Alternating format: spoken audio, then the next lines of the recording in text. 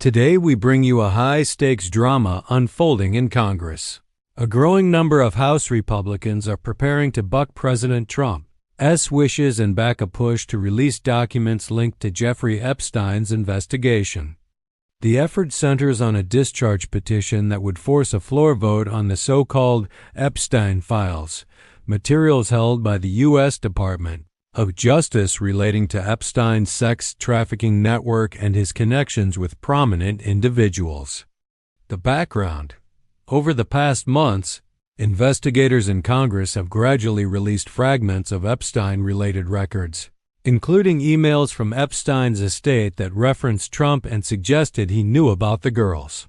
In response, some Republicans, including Representative Lauren Boebert of Colorado, have refused to back down. Despite intense pressure from the White House, Boebert declared she will support the measure when it comes to the floor. So what exactly is the petition?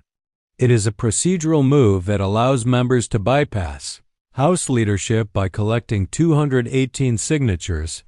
If that threshold is met, the bill goes to the floor for a vote. As of now, it has secured enough signatures to force the vote.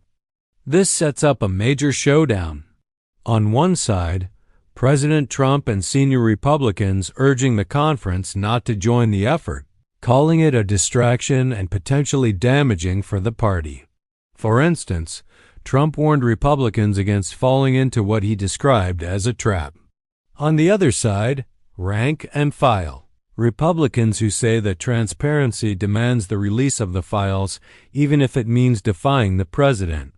As one GOP member put it, "Unless there is something shady in it, I'm going to vote for it." The political calculus is high. If the vote goes through, it could expose new details about Epstein's network and perhaps hint at how deep certain associations go.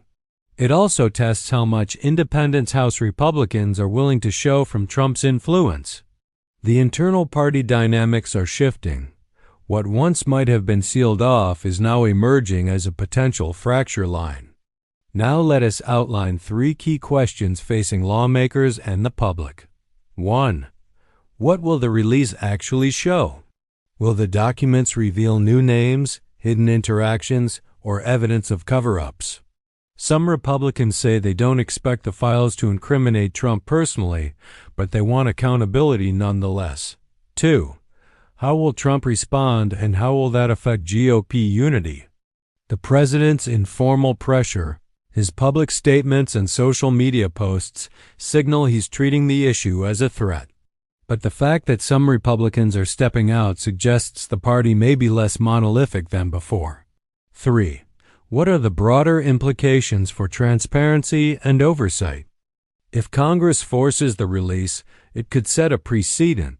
Even an administration led by an aligned party may still be held to account. For voters, the message is about trust, disclosure, and the role of power. In closing, this story is still very much in motion. The vote could come as soon as next week, and we'll all be watching closely for the outcome, whether dozens of Republicans will cross the line, how Trump will react publicly and privately, and what the documents themselves will reveal. What starts as a procedural petition could end up being among the defining moments of this Congress as accountability to the people. Thanks for tuning in. Stay with us as we continue to break down developments in the Epstein file release fight and what they mean for U.S. politics.